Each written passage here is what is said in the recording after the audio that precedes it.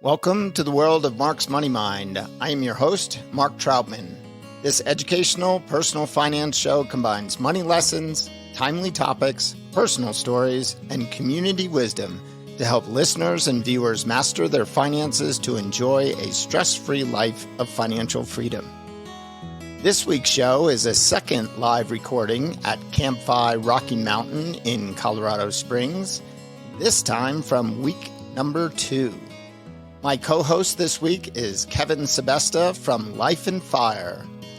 We answer comprehensive questions from attendees regarding taxes, investing, retirement, and financial independence, along with special guests Sean Mullaney, the FI tax guy, and Travis Hughes of Downshift Financial. Enjoy the show. Welcome to the Mark's Money Mind show. We're recording in front of a live audience here at CampFI Rocky Mountain, Week 2 in Colorado Springs. Let's hear it. Today I have a special co-host with me, partner in crime, Kevin Life and Fire, one of the slackers. Why don't you introduce yourself to the audience? Hi, I'm Kevin. I am Mark's +1 often, which Mark thinks is a -1 usually if he can get rid of me. But I just want to say hi to everybody listening. Mark and I talk about this stuff all the time, and we have a wonderful group of 60 people here who've been sharing their FI stories, their FI adventures, and it's been a wonderful weekend. So we have a stack of questions that were raised. And we also have 2 special guests on the panel, Sean Mullaney and Travis Hughes. Sean, why don't you tell us a little bit about yourself? Thanks so much for having me, Mark. I'm Sean Mullaney. I'm a financial planner. I live in Los Angeles, and it's been just a fun weekend here at CampFI. Also, the FI tax guy, super smart, had a lot of questions this weekend, so we're going to have some probably more softball questions for this panel. So we had a lot of people submit questions, and we're going to answer those. And we also have Travis Hughes up here with us. Why don't you tell us a little bit about yourself? Yeah, I'm Travis Hughes, also a fee-only fiduciary advisor, co-own Downshift Financial with my business partner. And I regret missing the first 10 minutes of Sean's presentation earlier, so you should definitely check it out when it's streaming on the CampFI website. Awesome. And we had Travis on a panel. I was on a panel with him and Carl and Doug last week at CampFI Week 1, so that'll also be published. I'm not sure if it'll be before or after this show, but you will hear that as well. So we had a number of questions. Some of these are pretty quick answers, so we'll try to rocket through these, so don't feel like you got to elaborate a lot. If it's a one-answer question, that's fine. The first one, so this is for my fellow slacker. How do I interview for slacker membership? I don't know.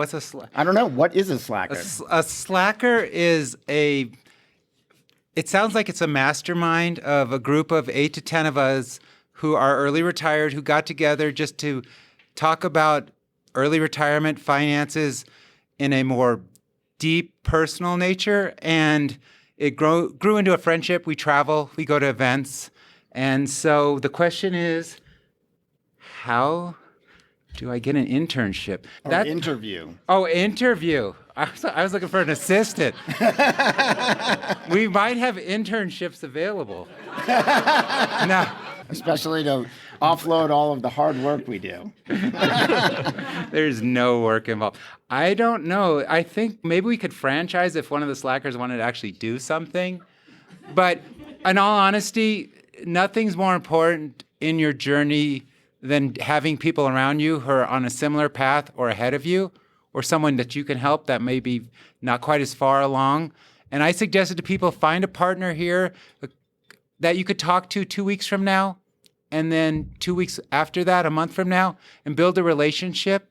Because if we leave camp and we don't talk to each other again, or in your community, if you're listening to this, then you're on your own. You're on an island, and there's thousands of us around the country and the world who you can build a relationship with and grow together. So you might just have a better slacker group than we do. Yeah, so start your own slacker community is the answer to that question. All right, the next one, I think this is a pretty easy answer, but I'm going to ask Sean. At least I think I know the answer, but I just want to check. Are there ways to make renting tax efficient, or are tax breaks limited to mortgages? So, Mark, I'm assuming that means one is renting one's own primary residence. I'd say, generally speaking, no. The one thing I will mention, rent versus buy. There's a bit of an argument to rent if it gives you more runway to do taxable investments. Taxable investments today are relatively lightly taxed. So it can be, you got to do your own analysis, has a lot of moving parts, but it's not the worst thing in the world to rent so you have more money to invest, and that investment income might be relatively lightly taxed. Good answer. I like that one. And of course, this is not advice. This is for education and entertainment purposes only. So I do want to throw that out there. We do have actually 3 CFPs on the board. I'm not a CFP. I'm a financial planner and a CPA. We have a CPA. We have an EA, 2 CFPs. I'm CFP as well. Yeah. But this is not advice, education and entertainment purposes only. I'm fire certified. Yeah, I didn't even ask about your certification. I'm for entertainment purposes only. All right, so this first set of questions is mostly tax. Can you avoid higher taxes on bonus, commissions, overtime, etc., by increasing 401k contributions on these pay periods? So, yeah, there's absolutely nothing preventing a deduction going against any other income. You'd want to look at the terms of the plan to make sure that bonus is eligible to go into the 401k plan. 401k plans have these squirrely rules sometimes, but if you get a bonus, that's a great opportunity just to increase your 401k contributions. And yeah, you could shelter some of that through 401k contributions. Yeah, and it's not necessarily specific to the pay period necessarily, right? But it's just like you're just increasing the contribution. Get it in by Right. December 31st. Right. What happens if you don't withhold enough when you receive that and something changes with your employment status later in the year? Great question, Kevin. So it could be later in the year you get a better job and now you have more income. And the answer is, in that case, you're probably going to get to the 110% safe harbor. You're probably going to have enough W-2 withholding to get 110% of last year's liability paid in. So you're fine. You win the lottery in December, you're fine. You still have to write a big check, but no penalties. But then the flip can be true where, hey, you know what? I leave my job in November or December, mini retirement, layoff, whatever it is. And so you only have 10 months of W-2 withholding. Sometimes that actually works out in your favor because they sort of do W-2 withholding assuming you have a full 12 months of salary. And if you only had 10, you might actually be over withheld rather than under withheld. Worst case scenario, you make a Q4 estimated payment by January 15th. And if the tax return is showing a penalty, you can always beg for forgiveness. There's a way to say, hey, I owe this penalty for underpayment. It was an inadvertent thing. Check a box on the form 2210, and you hopefully will get it forgiven, not guaranteed. I tell you, I learn something new every time I talk to you, so thank you for that.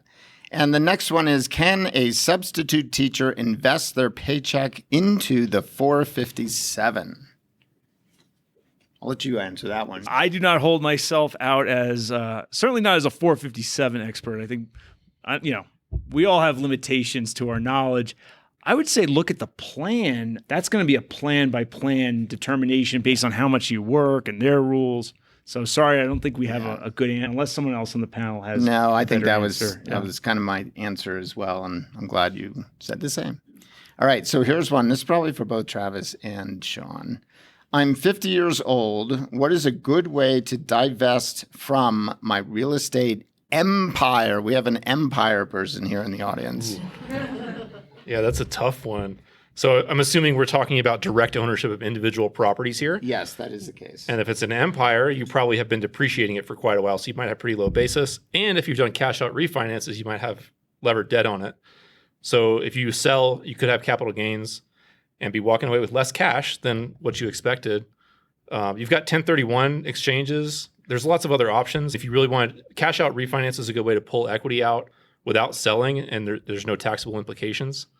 But that doesn't get you out of it. 1031 is really the best way if you're going to maintain the investment allocation. But if you need the cash out, you might just be looking at selling at some point. Installment sales, that's pretty rare.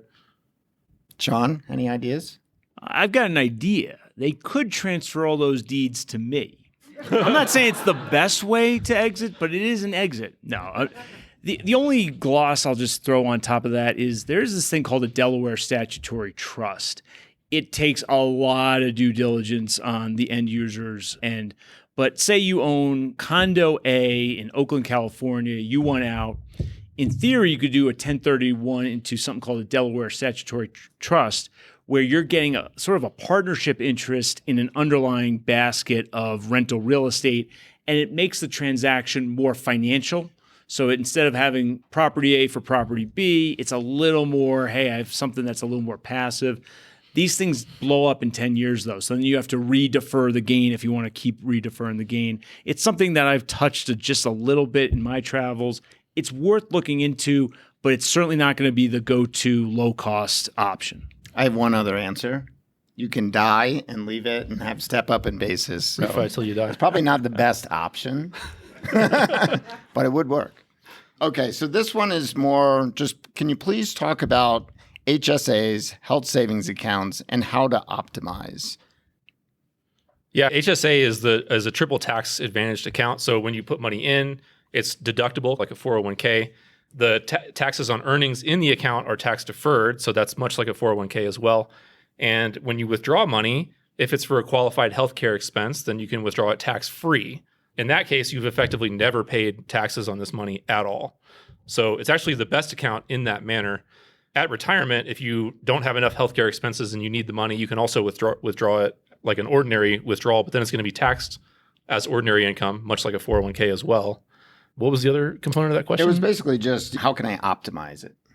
Oh, yeah. In terms of order of operations, I would do any employer matches first. So 401k match, if you have an employer match. HSA would be my next go-to there, right after the match. What do you think, Sean? Yeah, HSAs could be fantastic. You get the deduction or exclusion up front.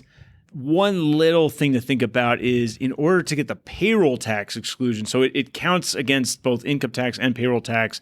To get the payroll tax piece, you actually have to do it through employee withholding at work. You can't write a check at the end of the year for that piece. That's just a small gloss on it. Which would mean you're over withheld and you get a refund later. So in theory, you could just not contribute during the year, or maybe you didn't max out the contributions, and then in January, February, before April 15th, just write a check to your own HSA, get up to the annual max.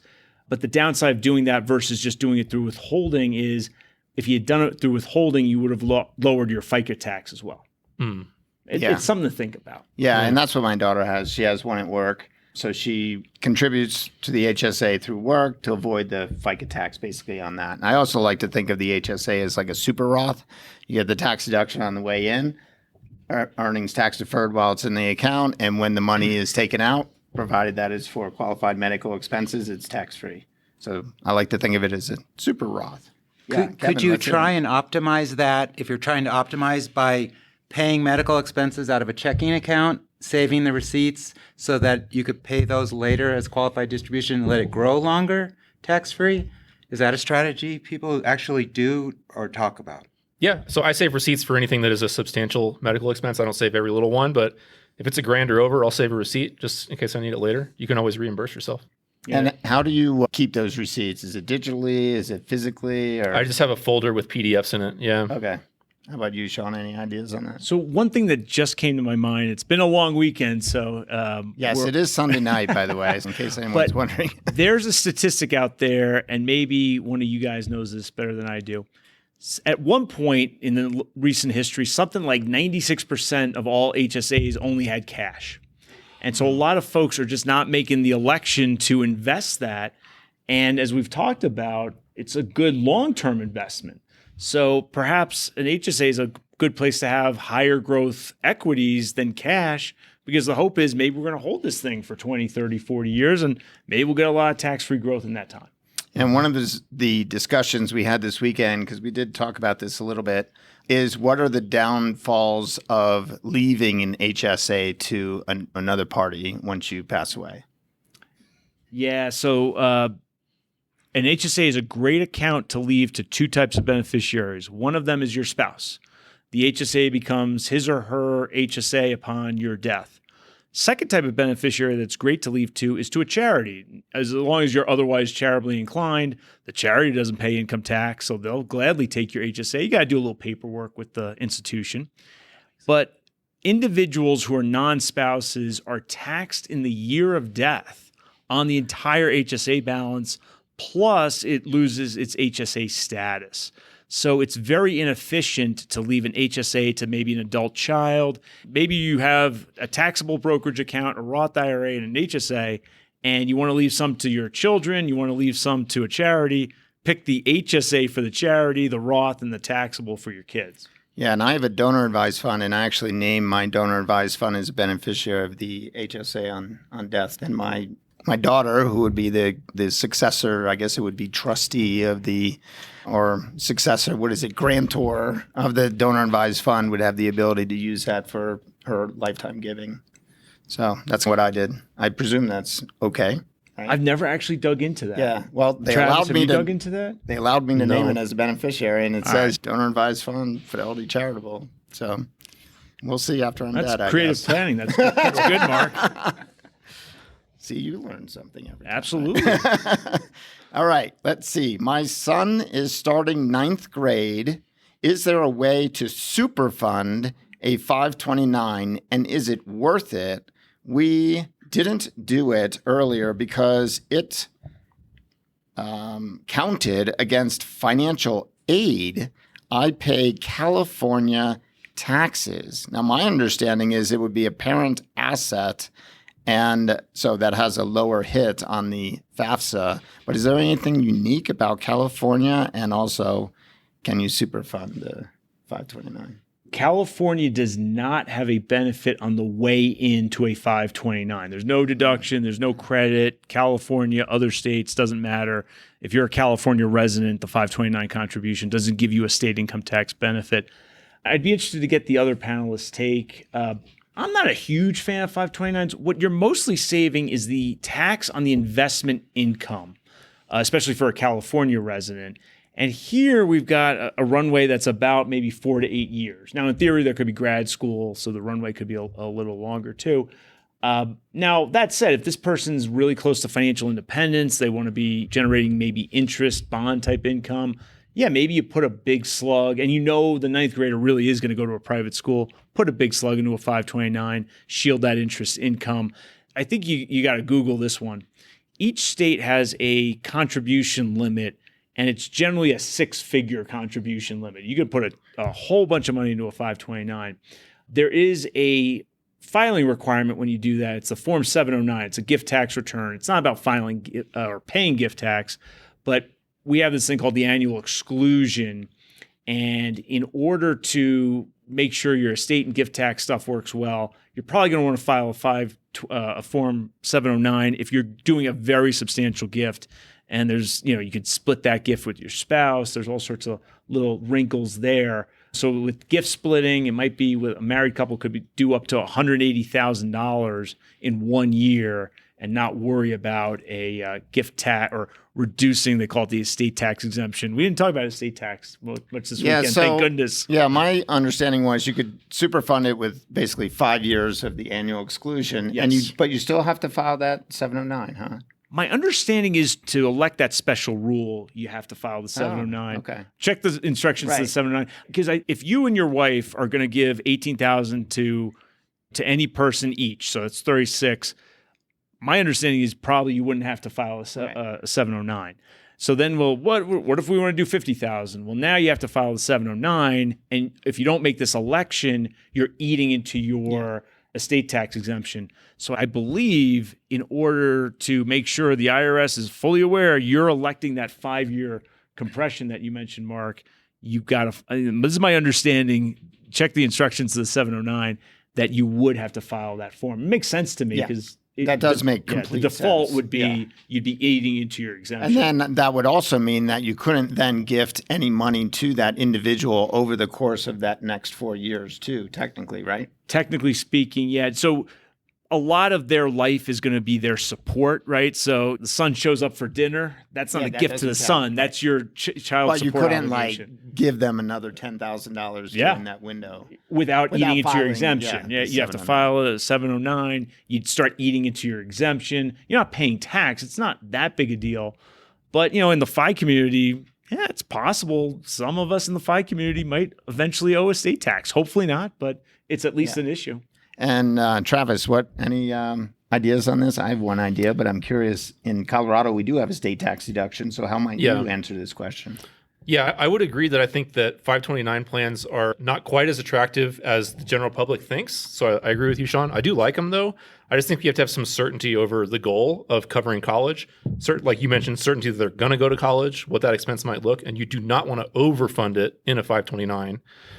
So that's kind of where we look. But yeah, certainly state by state, look at your laws. I actually was not aware that you couldn't deduct in California. You can in Colorado. Yeah. So there's an income tax deduction in this state. It's small, relatively small, but that's a perk. Super funding is pretty aggressive. So, I mean, that's a significant amount of money. That's more than what most people's college education is going to cost today. And presumably you're going to invest it and grow it in the next several years. And so my experience is I actually had a good experience with the 529 for my daughter. We ended up contributing since she was born. It was effectively $500 a month. It worked out to about $125,000 or $150,000 by the time she went to school. She ended up using all but about $10,000. And that was for 5 years, including a master's program at a state college. So that worked. And also the balance that's left over, we did our first Roth conversion from that account, and we will do it again next year to clean it up. So it was advantageous for us, but we did start at a very young age. So we had all those years of compounding. And I've also thought about this from the standpoint of somebody in Colorado. Let's say you didn't even use a 529, but your child is now going to college. You could theoretically, I believe, contribute to that, take the state tax deduction for that contribution, and then immediately pay for the tuition and basically get the tax rate deduction on that tuition, or potentially even room and board cost of, in our state, was it 4.5% state income tax? Yeah, effectively just dip the cash in for the income tax deduction. Yeah. Sounds reasonable, right? Yeah. Okay. How about that one? Like that? Yeah, absolutely. Yeah, I mean, just to clarify your point, Mark, what you're saying is college tuition is not deductible for state tax purposes, but some level of a 529 contribution is. Step one, step two, you're good. Mm-hmm. Okay, small print here, so hopefully I can read this. Consider that someone has their emergency fund for short-term savings as well as IRAs, 401k set up for long-term retirement savings. What options for funding and optimizing that, quote, midterm savings to use anywhere between, looks like 5 to 15 years are available? So I'm presuming, like, how do you fund goals that are not retirement goals or short-term emergency fund goals? And this is kind of in the investing question. Do you understand the question? Yeah, so okay. I'm guessing in this room there might be 60 different answers to that question. And I think there are probably 60 good answers to that question potentially. Another financial planner friend of mine, Cody Garrett, has a saying, and hi, Cody, if you're watching, that I disagree with a little bit. He says assign every dollar there a we use go. base. Call him out and now disagree with him. Hey, Cody. Well, no, it's an intellectual difference, right? So he says give every dollar a use by date. I sort of question that a little bit because I just don't know when we're going to use it by. So I say, let's try to grow our wealth in a risk-appropriate way to optimize our chance for future success. So what this person is alluding said to— 5 to 15 years. Yeah, they're alluding to a bucket strategy. I tend not to ascribe to bucket strategies. That said, it's perfectly reasonable too. So I would say what you should be doing is looking at your equity and your bond allocations and not worrying so much about when you're going to spend it as much as overall sufficiency, and you can make tweaks along the way. I would prefer to optimize for having a higher level of wealth with an appropriate risk profile and go forward that way. So I'm not a huge fan of the bucket strategies, but that said, and I'd be interested to hear what you guys have to say, there are absolutely very valid approaches that are very bucket dependent. Yeah, I want to see if Travis is going to agree or disagree with you and or Cody. Yeah, the use by date. I would say give every dollar a job would be the way I would phrase it, but use by date's pretty good. I think it really depends on, again, the certainty of the goal. So 5 to 15 years is a broad range. There's no like exact perfect time frame, but anything that's shorter than 10 years, I like to be more conservative with. I wouldn't be putting something, if I had a pretty solid goal that's 8 years out, I wouldn't be putting that money in the stock market, right? If you have certainty around when the spending goal is going to occur, that can affect the outcome here. If there's uncertainty, you can invest it like a bucket strategy like you're suggesting. You can have a separate brokerage account, fund that. Maybe you have a more conservative allocation, but there are some stocks there, 50-50, 60-40, something like that. What about you, Kevin? You've been awfully quiet. I think about this almost. I better sleep here than last night. I think about after you've left your career and I've been fired for 10 years, selling assets when the market's down is bad. But selling assets when the market's high is also hard because you think it's going to go higher. I like having assets mature a year or so before I want to use those. And so on the 5-year timeline, maybe structuring that so that you have some type of ladder, CD ladder, bond ladder, something that matures is easier. It's almost simpler than having to make decisions. And as you get older, I'm 53, I don't want to deal with it as much now. So when I'm 63 or 73, I'm not going to deal with it then. So part of it's optimizing for return, but also part of it, return on your money to you to use and live on, is a different variable than Mark and I kind of talk about this a lot versus what planners do for clients in an accumulation phase. Yeah. And by the way, that question was submitted by Ali. So thank you, Ali. All right. This one comes in from Uli. How should someone approach selecting a 401k fund, selecting those funds closest to VTSAX first and then the expense ratio after? ? How about Travis? Let's hear it from you. Yeah, I would start by pulling up the fund menu from the summary plan description of the 401k and just sort by expense ratio for starters. And then you're going to be looking for asset classes. So VTSAX is a total U.S. stock market. Most 401ks will have a total U.S. stock market index fund, or at least like a large cap, maybe a large cap and a small. I've seen a lot where they don't have anything in the middle. They have a large and small, no mid cap. But yeah, sort by expense ratio. And if it's below 0.1%, then you're probably looking at index funds. Click into the fund prospectus and check that they're passively managed index funds and go from there. How about you, Sean? Any hints on looking at all those funds in your 401k? No, I think Travis got it. Different funds. It's amazing the variety out there in the world. You just never know what's going to be inside a 401k plan. And you do the best you can. Just do the research like Travis is saying. See what it's comprised of. It's actually pretty easy to figure that out these days for the general public in terms of Morningstar reports, Yahoo. There's different resources out there where you can get the composition of the fund and the expenses and start making decisions. Yeah, I would also encourage, if your plan does not have adequate index funds, a plan sponsor, your employer, has a fiduciary duty to offer a broad range of investments. And it is arguable that it is a breach of that duty to not offer index funds. So you can and should go to your management and HR and ask them to add the index funds. And I was just saying this earlier at one of the other meetings. Generally speaking, in my opinion, HR people are not trained around retirement investing, retirement plans like 401ks, healthcare plans as well. They're leaning on the expertise of the person that brought in and created the plan for them. And there could be conflicts of interest there that cause them not to offer index funds. So you can and should go ask for that to be added if it's not available. Yeah, and frequently what I'll see in these list of funds is you may see an S&P 500 fund, which correlation-wise to the total market is pretty close. So if you don't have total market, S&P 500 could be good substitute. So you could always look for that. And many plans, if they don't have total market, may usually have S&P 500, for example. So that's an option. All right. Ooh, that's a good one. And this came in from Becky.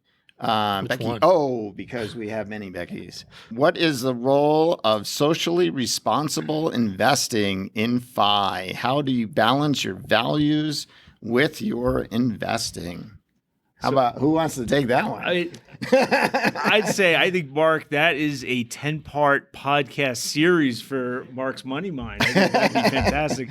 I struggle with that, and I have no great response. I think we're all humans and we're all flawed. And one time I said, if you want to invest in a sin-free business, there's a carpentry business around 2,000 years ago in Nazareth, and maybe our Lord and Savior would allow you to invest with him. But otherwise, every business we're going to invest in is going to have sinners running it, and every business and every human is going to sin. And so I struggle with this, and I have no good answer to it. How about you, Travis? Yeah, so Eddie and I base our investments off of historical information, and the U.S. stock market and the broad markets generally have about 150 years. ESG investing has arguably 10 to 20. So I think that there's very compelling evidence with ESG investing, but the weight of that evidence is still very light, in my opinion. I'll give some pros to it. So we don't use ESG investing personally or with our clients unless they ask for it. But I'll give some pros toward ESG investing if you're interested. You can argue that some of the filters, so ESG investing, you might include like governance, for example, corporate governance. So if they have poor document practices or security practices on who has access to what information, things like that, it could lead to issues in the company that would cause loss of money, maybe liability to shareholders, things like that. There was actually I think it was the Vanguard S&P ESG fund that they dropped Equifax. They dropped Equifax from their portfolio just months before the Equifax data breach. And it was because they were failing on the governance issue. They failed the governance filter. So there is some evidence that you could actually outperform an index fund with ESG. I just think it's very light right now, and I'm fine with index fund returns. Yeah, and I guess I just buy the indexes, and I try to do my best through my charitable giving, and that's just how I do it. How about you, Kevin? I don't think the slackers have released their position on this. All right, we're going to move to some retirement planning questions here. And these next two are kind of connected. So why is Social Security so rarely discussed in that would be financial independence circles, and says not rhetorical, that's my genuine question, also from Becky O. And then the next question, which I think is a great follow-on, is how do you calculate Social Security into projections? So how about you, Travis? Why don't you lead off with this one? I mean, I can understand why people are skeptical about it. You can find news articles that says Social Security has been underfunded for the last 50 years. So I understand why people are skeptical about it. I don't think it's going away. I could see an erosion of benefits, but we do include it in our plans. And in terms of measuring those benefits, you can actually go and create a login, and you should create a login at the Social Security Administration website, ssa.gov. You can see what the projected benefits are there. The reason you should create a login now is because you can see your earnings history. And if there's an error, you want to get it corrected now, not when you're 65 or 68 years old and the error was 40 years ago. So I check it every year. And Sean, how do you do that for clients? So, yeah, I have a little spreadsheet I do for clients. I think as a practical matter in the FI community, especially if you think about 7 or 8 years ago, a lot of the discussion was around the people retiring at 35 and 40. And legitimately, if you can't get money for 27 years because you retired at 35, I could understand not really factoring that in because it's going to have nothing to do with my lived experience for a generation. But it absolutely should be factored in. And, you can, like Travis is saying, you can get your earnings history. You can plug that in. There are calculators. There's opensocialsecurity.com. I believe that's Mike Piper's URL. There are different calculators out there. And I'm very gung-ho on the future of Social Security in terms of Americans being able to collect their vested benefits. That's not a 0% risk proposition, obviously, but I'm very optimistic that there will be very little in the way of changes there. Yeah, and I also view it from the standpoint of a 50-plus-year-old, that it will likely be there for people at my age. So anyone and I've talked to a couple of people here in that same age group, and I would say I would definitely count it in your plan. I certainly wouldn't say it's zero by any means. And most likely it's going to be what your Social Security statement says, assuming you adjusted for any future earnings because your Social Security estimate is based on working until you actually collect. So if you're going to retire early, you need to zero out those future years. But Kevin, you and I have kind of a different way of looking at secure lifetime income. So why don't you talk a little bit about that? So before I get to that, we retired at 43 at our house, and we didn't really use Social Security in the calculation of being financially secure for this. But after retiring and getting towards 50, we've done a financial plan to add that in for the future. What Mark is referencing is the strategy of looking at when you turn Social Security on, how much of that amount covers your base rate life, the bills that you need, food, utilities, transportation, housing, and healthcare is the categories that are generally used, and how much of that covers those costs and how much you'd have to put in from your savings as a household, or how much extra you would have from Social Security to save for future costs. But the key to that discussion is the time between when you leave your career, which is what I call early retirement, is just leaving your main career, not just sitting on a park bench, and when Social Security turns on, because that's social capital guaranteed by the government at some amount, hopefully more than the 75% because of the trust fund. And so we calculated the pre-Social Security gap of income that we fund. Then Social Security will turn on for my wife and I, and it'll fund a large portion of our expenses at the beginning, but our expenses may inflate higher than Social Security into our early 80s, and then we'll start having to provide additional funds from our accounts to fill the top part of that gap. So there's the pre-Social Security period, and then after Social Security doesn't quite cover it. And so it's kind of 3 phases of income that we're looking at spending in income. So it's a different strategy for early retirees than those who leave work and claim Social Security immediately. And then I would also add that if you're married and have a partner, the kind of the dual claiming strategy is certainly something important to look at, and thinking about, generally the rule of thumb, and I hate rule of thumbs, but in this one it's a pretty good one. The higher earner should delay until age 70 because whoever lives longer will effectively get that benefit. Do you have any comments on that? Is that kind of how you usually see it? Yes, I think especially for the higher earner, I like delaying. For those in the FI community, I like that too, because that opens up more planning opportunity from a tax perspective. I also think that is a portfolio benefit, because what you're saying is by delaying the higher earner to 70, he or she would then live, or the couple would live more on financial assets, stocks and bonds, mutual funds, ETFs in their 60s. Those are relatively volatile assets. And then in the 70s, they'll have a higher non-volatile payment, the Social Security payment. So, maybe some in the room would say, oh, Social Security is going to be volatile. I disagree, but to each their own. But so I think it has tax benefits, portfolio benefits, and like you're saying, Mark, longevity benefits, regardless of which spouse is the surviving spouse. So those tools like Open Social Security can help you plan for that, and you can put in both spouses' ages and PIAs or primary insurance amount, and it'll generally tell you that higher earner should delay till 70. And frequently it'll say the lower earner may suggest a claim at full retirement age or even earlier in some cases. So definitely you can check out those tools. May I entertain? Yes. This community is amazing. So that's why Sean says we have that planning window, because we've saved and we're intentional. Right? Yeah. Right? We're not retiring and then claiming it the next day. So we have options and planning. And I think that's a different thing for people listening to this. So this next question kind of follows that.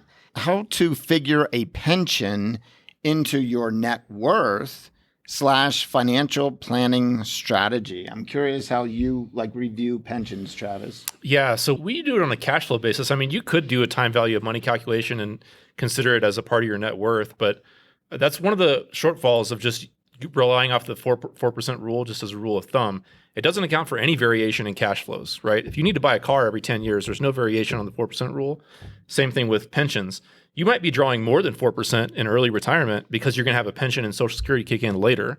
And you can't really easily do that just, finger in the air with 4%. So we look at the cash flows throughout the lifetime.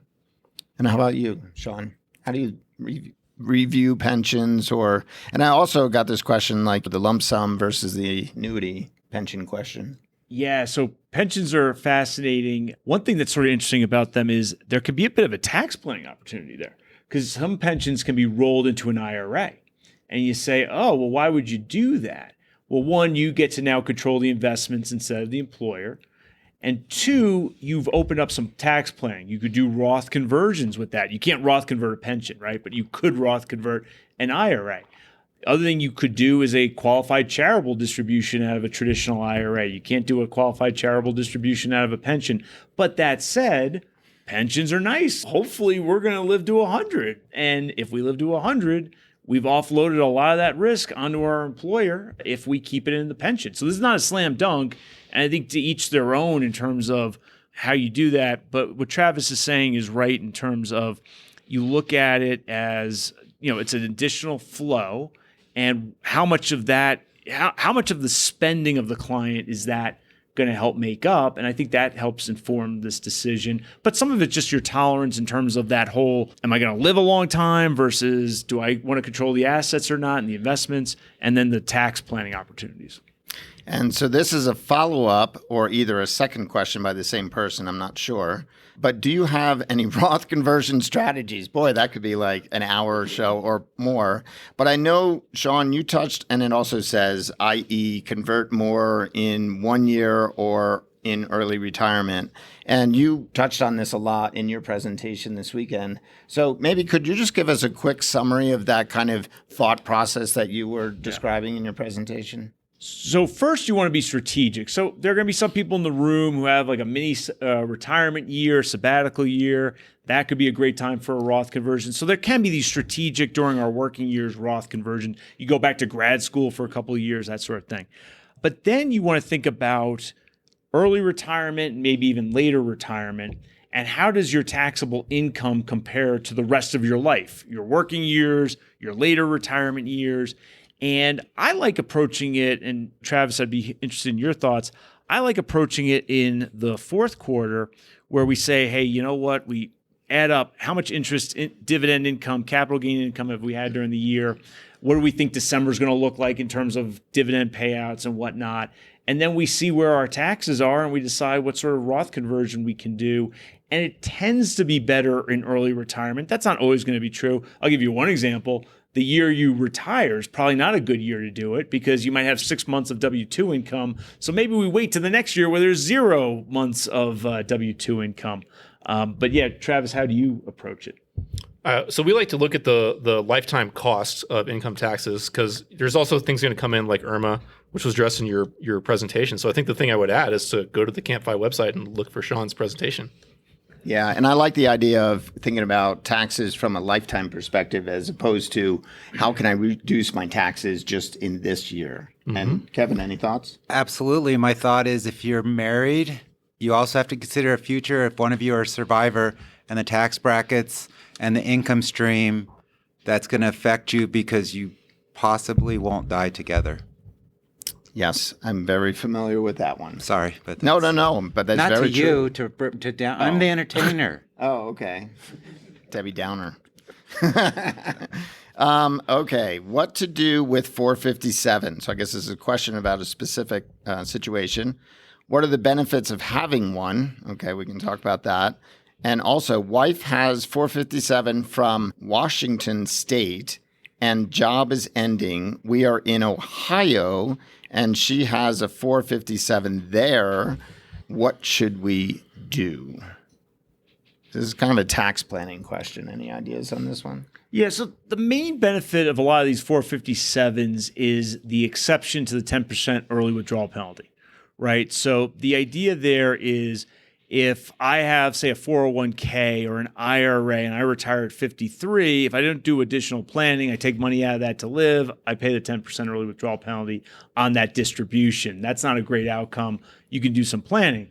457 has this nice feature where you don't pay that early withdrawal penalty. So one of the things that I think people need to be careful about from a planning perspective is, hey, I got a 457, it qualifies for the penalty exception. Maybe I don't roll that into an IRA until at least turning age 59 and a half or later.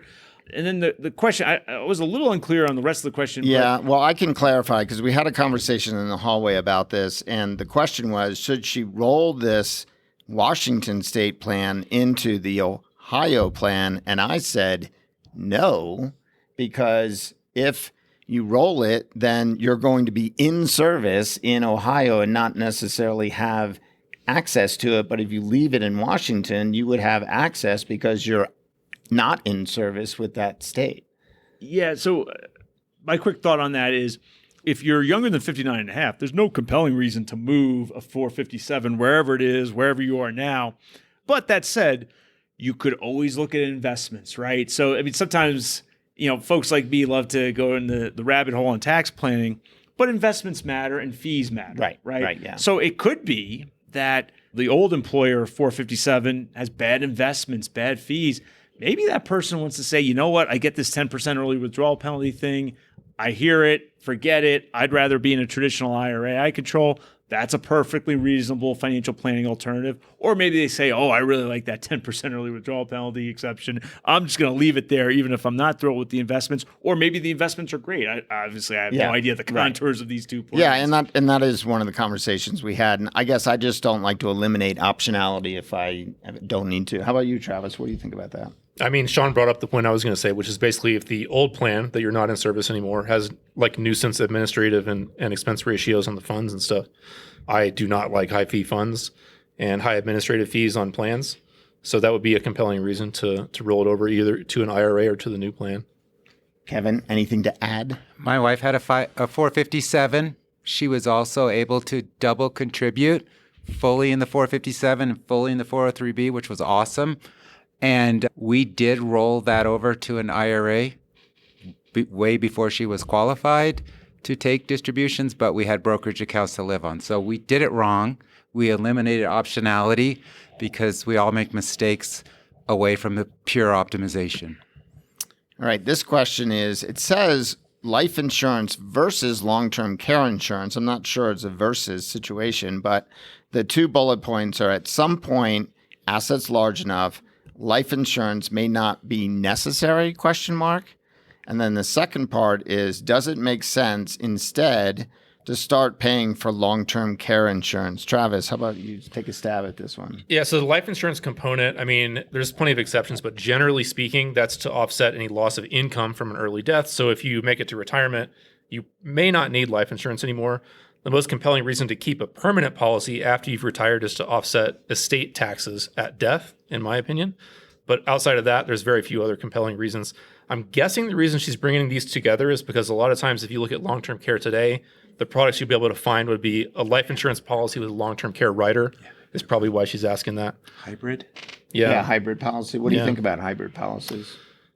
I mean, you're paying for the life insurance benefit to really get the long-term care at that point. Long-term care is a tricky one because if your assets are very low, you're probably better off just taking Medicaid for that benefit. Sean might have a different opinion. I'd love to hear yours. If your assets are very high, you can probably self-insure. And then if you're stuck in the middle, maybe long-term care insurance is a good idea, but then it's also very expensive because you don't have a whole lot of assets. Yeah, Sean, what do you think about long-term care So insurance? a couple thoughts. Travis, I totally agree. You hit it on the head. The profiles basically narrow it so that it's very hard to find the profile where it's like, oh yeah, long-term care, that's the silver bullet. Not that many things are the silver bullet, but you're absolutely right. The profiles sort of dictate away from long-term care insurance a lot of times. I've actually been doing a lot of rethinking about long-term care just in my own head on it. And I sort of say, sometimes we say, oh, well, I'm going to have financial wealth and real estate, and so that'll pay for long-term care. Or I say, oh, I've got a good long-term care insurance policy. That'll cover long-term care. And I step back and I say, why is that a good outcome, right? You're in long-term care because you need assistance with one or more activities of daily living, right? I think we need to start thinking less about long-term care affordability and a lot more about long-term care avoidance. It is not a good outcome, in my opinion, to get to a long-term care facility and afford it, right? I think getting to a long-term care facility is a bad outcome. And so I think we all need to step back and say, wait a minute, what am I going to do in my life so that I reduce the possibility of getting to long-term care, regardless of whether I can afford it. Yeah, you can always go to Switzerland, right? Isn't that one of the options? Have you heard I this guess that could be another affordability. But I mean, I let really you kill yourself. Apparently, Kevin, I know we've had a lot of discussions about this, and I know you probably have some words of wisdom on this topic. I always have different thoughts. So one thought about the life insurance that I didn't think about is my wife has a pension and I took a 50% survivor, so if she passed first, I would receive 50%. But another strategy some people have talked about is taking 100% on the first person and then getting a 20-year term policy for them because that income would go away. So you're ensuring that income would go away. So in the first 20 years, you might have a separate policy to cover the survivor side. So that's one weird strategy. It sounds like it's a lot of work. And so that's one thing. And the second thing is I did talk to a long-term care specialist fiduciary from our retirement plan that we just had completed after 10 years of being retired. And one thing that they mentioned about the hybrid policies, they seem to be a little easier to qualify for than a traditional long-term care policy. And so some people steered that way for that reason, for just qualification purposes. And it depends how much a couple or a person want to set aside to have available if they need both aging assistance in their home, outside their home, long-term care, memory care, lots of different aging costs. For a couple, if one person went to aging care and one person was in the home, that's 2 home environments they're paying for. If it was, well, Mark, you could talk about one of your strategies. Well, I mean, certainly the home equity in my house is available because I'm a single person. And if I need to go into long-term care, I don't need the house anymore. And that's usually the challenge with a couple, right? One person has to go in, but the other person still needs a place to live.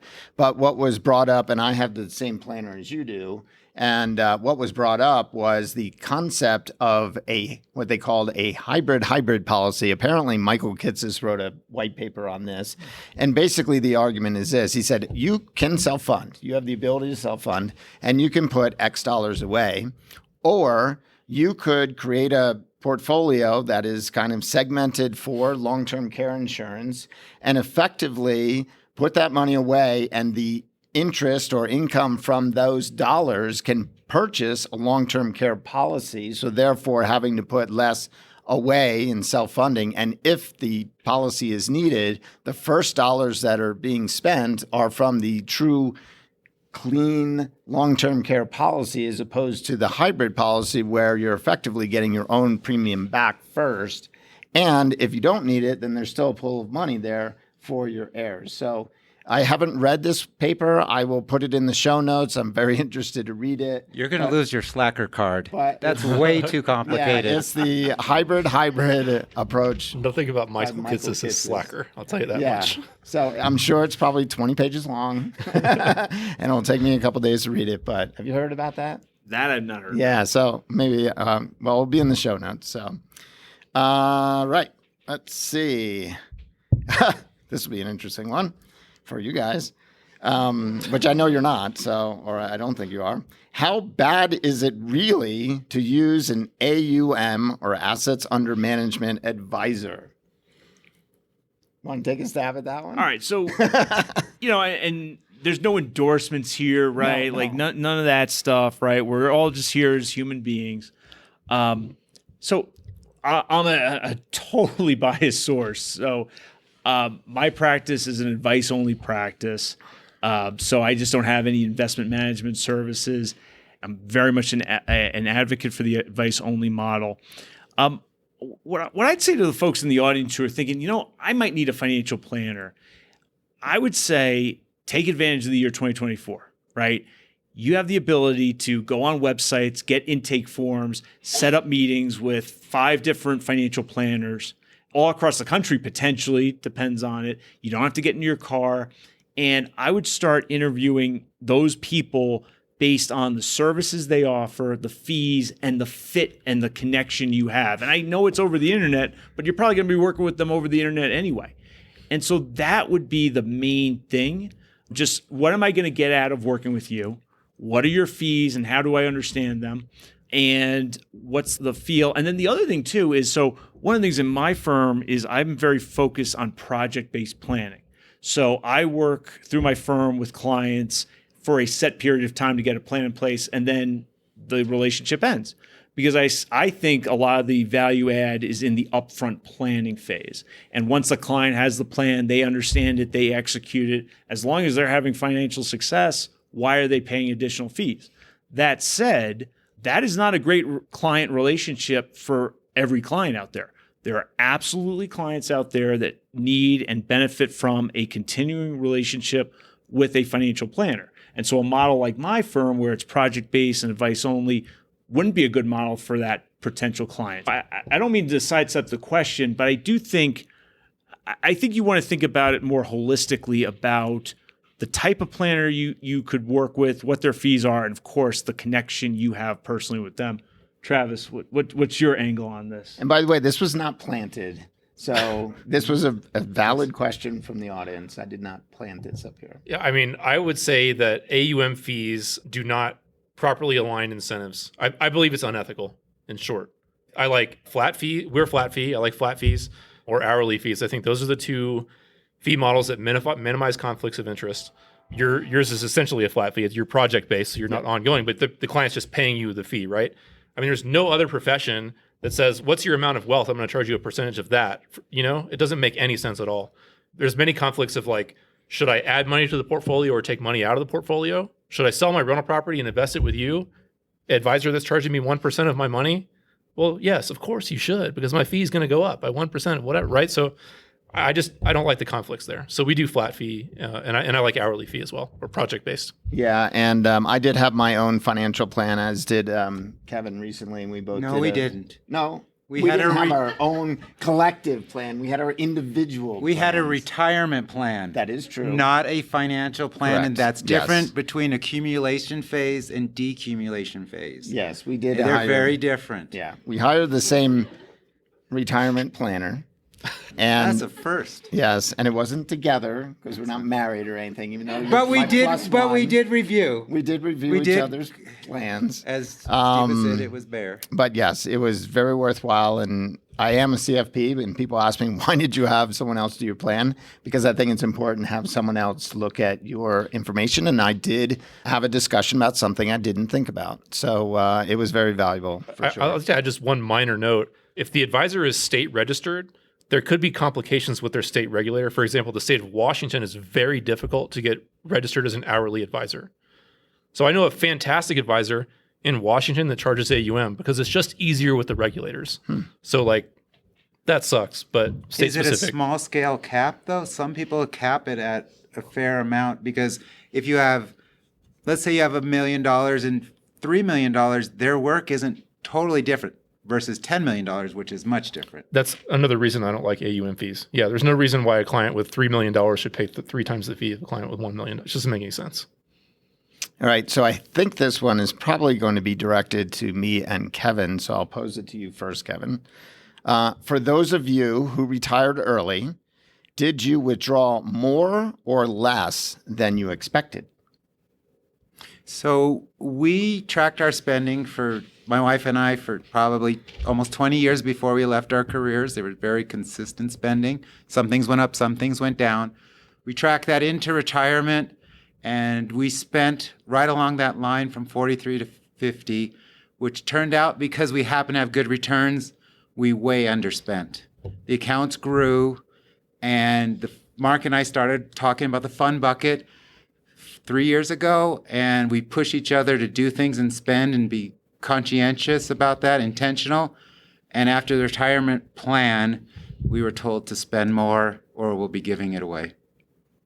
Yes, and that is my experience as well. I significantly underspent what I could spend, but I do feel like I was living a full life, so it wasn't a life of deprivation in any way. But we have both discussed spending more, and in most cases, it's experiences with friends. So we've been traveling around the world. I'm looking at Keith here, who's been one of our co-travelers on many of these adventures. So yes, we are pushing each other to spend a little bit more. But yes, I can absolutely say we spent less than I would say our plan allowed for. Not necessarily less than expected per se, but less than we could.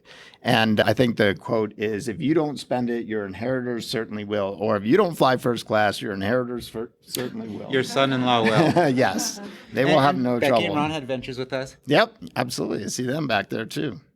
All right, this is an interesting one. What do you do to override your emotions / worries / feelings of your money plan when you know the math is right and you shouldn't worry? How about Travis on this one? Yeah, that's a tough one. So if you really just can't get over that hump, I think that's a great use case for hiring an advisor. A good advisor would be able to guide you through that. Someone that's been through the challenge before. There's a lot of people even in this room that like know all of the book knowledge. And if there's still anxiety around it, that might be a good case. Yeah, I mean, the more you learn, the better you're going to have. And the more people around you that have gone through it, the more comfortable I think you'll be. What do you think about that, Sean?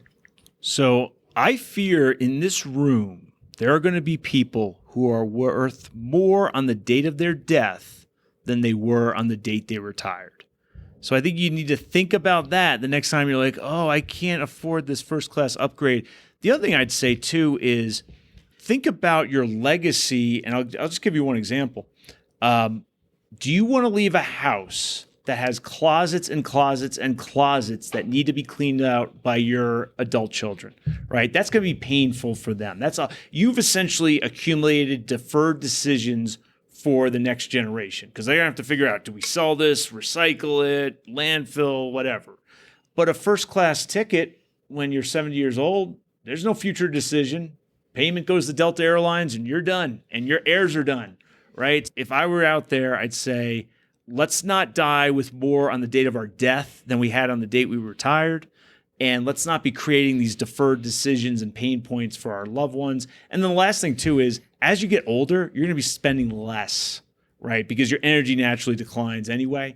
So I have a little saying, nobody goes to the tropics for the first time at age 80, right? So do a little living. You're not going to march off the cliff. I'm more concerned about dying with more than dying with less in most cases.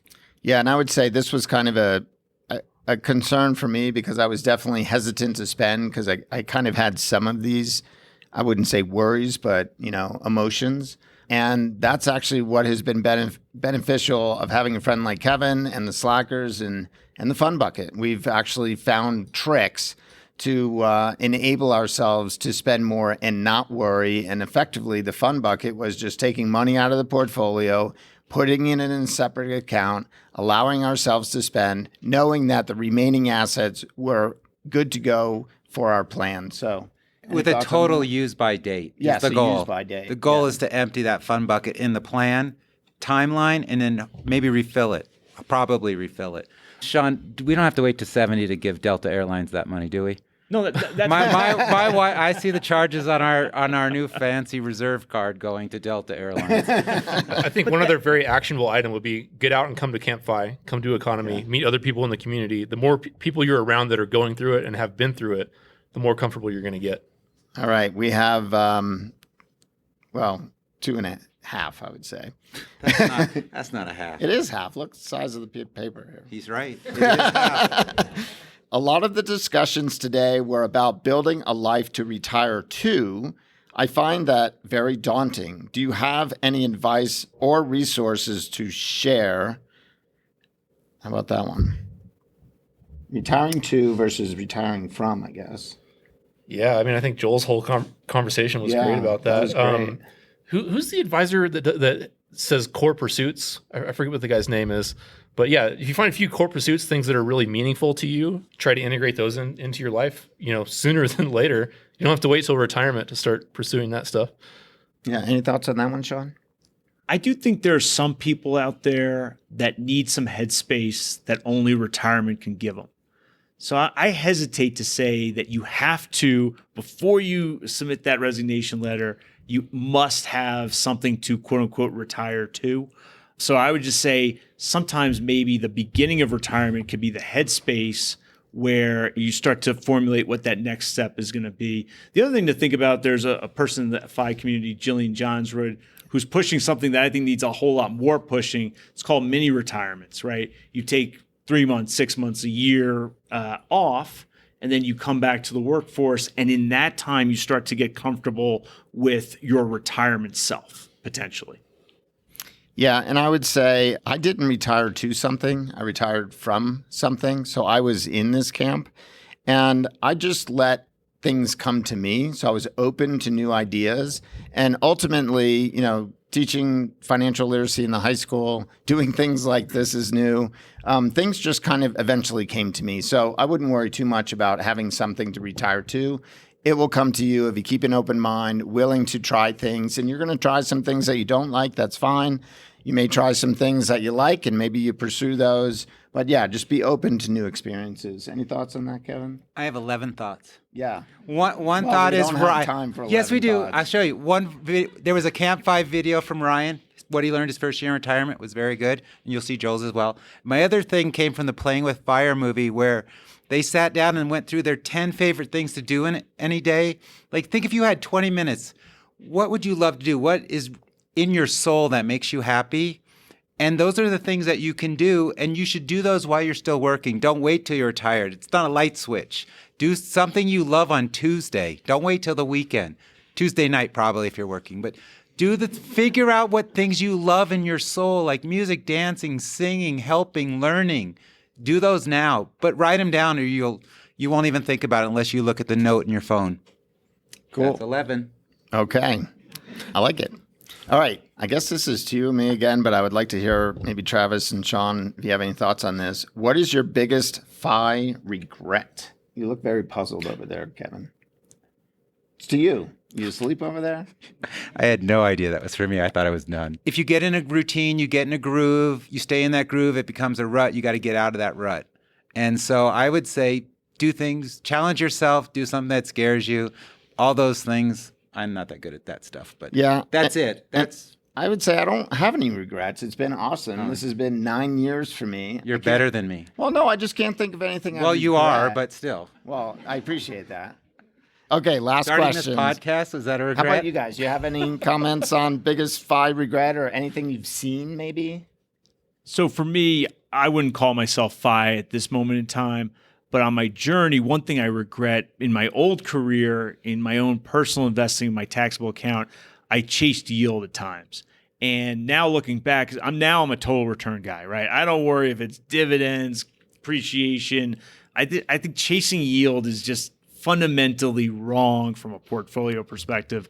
So, nobody died, but in terms of my own FI journey, I would say chasing yield would be my biggest regret. How about you, Travis? Any observations or thoughts on this? I mean, I would just very quickly say like learning and starting sooner on your journey. And then on the retirement side, I don't know that I've met anybody that retired early and didn't say, I wish I did it sooner. Yeah, and I would say that would be my regret. I mean, I was probably financially independent before I knew I was. And yeah, if I could have maybe pulled the plug earlier so my wife did work a couple of years after I retired, maybe being more forceful and saying, no, you should retire too. So maybe that is my regret, I guess I would say. So this is the most important question. And this is probably to you and me, Travis, because we were talking about this today. Why is F1 not the best motorsport? That's a nonsense question. Exactly. I don't know what you're talking about. I was like, it is the best motorsport. Who can possibly put that question in? Was that you? Did you? No, I didn't write that. I thought you were trying to trump F1 me. is literally the only sport I watch. Yeah, there you go. Do you watch F1, Kevin? No. Do you know what it is? I beat you in kart racing. I know. I can't. Oh believe man, that. and you're gonna hold that over his head forever. my God. I don't know how it happened. I didn't even know it Becky happened. crashed into me as well. That is, and Steven broke your And wheel. then, yeah, I broke apart and I had to That get is what rescued. happened. It was but I was in crazy. the pole, so You I was did. gone. You were on top Don't step. know how. I didn't Yeah. eat breakfast that day, so I'd We're be a gonna little have quicker. We're going to have a rematch. How about you? Do you watch F1? I do not watch F1. I apologize. If That's that okay. If that makes is that a faux pas? No. It's just funny. We were having a conversation, so either someone was eavesdropping. I thought maybe you Must put have the been somebody at question the table. in. Yeah. Anyway, That wasn't me. F1 is awesome. Check it out. All right. Thank you, everybody. It's been great doing this live podcast. I'm glad you are all here. Let's hear it from CampFI Rocky Mountain Week 2.